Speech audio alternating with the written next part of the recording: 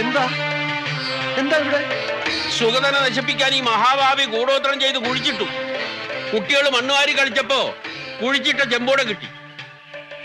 ശത്രുവിനെ നിഗ്രഹിക്കാനുള്ള ശക്തി നാം ഈ തേങ്ങയിലേക്ക് ആവാഹിച്ചിരിക്കുകയാണ്. തൊട്ടു പ്രാർത്ഥിച്ചോളൂ.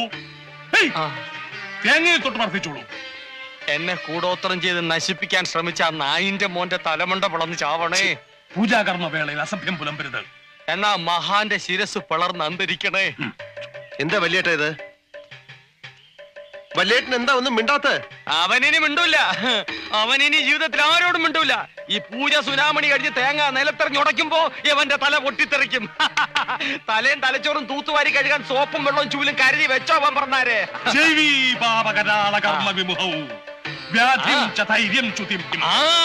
കൂടോത്രം ചെയ്തവൻ ഈ പരിപാടി കഴിയുമ്പോ വിവരം അറിയുമെന്നാണ് ചേർക്കോണ സ്വാമി പറയുന്നത്.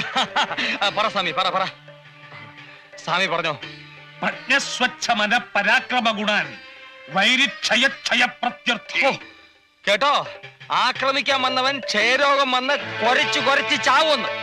ഇപ്പൊ പറഞ്ഞോ ഏതവനാ ചെയ്തെന്ന്. സത്യം തുറന്നു പറഞ്ഞ് മുന്നോട്ട് വന്നാൽ മരണത്തിൽ നിന്ന് രക്ഷപ്പെടാം.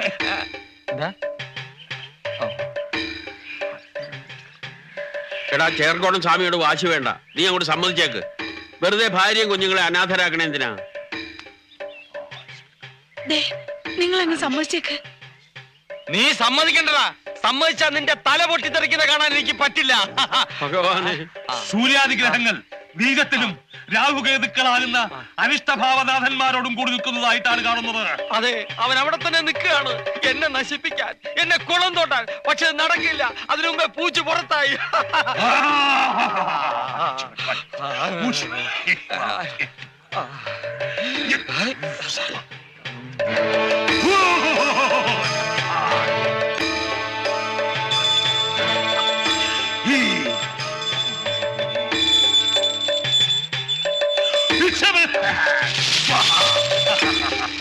വേദമന്ത്രധ്വനികളുടെ ഊർജം ഈ തേങ്ങയിലേക്ക് ആവാഹിക്കപ്പെട്ടു കഴിഞ്ഞു.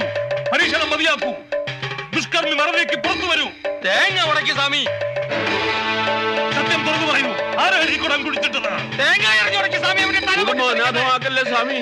അരുത്. ഭാവിക്ക് പശ്ചാത്തപിക്കാൻ ഒരു ചെറുപഴുതുകൂടി. അന്തസ്സായി തെറ്റു തുറന്നു പറയൂ. നാം വെറുതെ വിടാം. വെറുതെ വിടാൻ പറ്റില്ല. മന്ത്രവാദി ചതിക്കല്ലേ.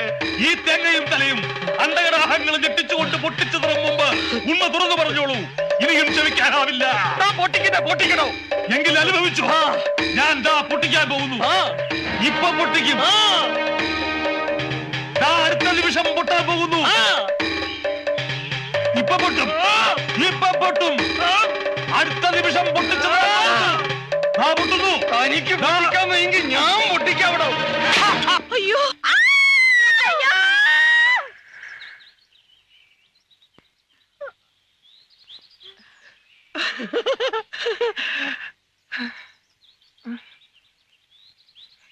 എല്ലാവരും ഒന്ന് നോക്കിയേ. എനിക്കിപ്പോ തലയുണ്ടോന്ന്. ആരുടെ തലയാണോ പൊട്ടിത്തെറിച്ച? തന്റെ അപ്പൂപ്പന്റെയോ? താരെന്തിനാണോ എന്റെ തേങ്ങ മേടിച്ചുടച്ചത്? Bloody fool. തേങ്ങ ആരോടച്ചല്ലാത്താടാ? എന്നാ തനിക്കോടെ തേങ്ങ മേടിച്ച് മുടച്ച പോരായിരുന്നോ? എന്നെ എന്താണ് വിളിച്ചത്? നിർത്ത്. നിങ്ങൾ തമ്മിൽ തലതല്ലി പൊളിക്കണ്ട. ഞാനൊരു സത്യം പറയട്ടെടാ പട്ടി. ആരാണ് ഇവിടെ കുഴിച്ചിട്ടതെന്ന് അറിയോ? ഞാൻ പറയാം. കേക്കണോ കാർന്നോരെ?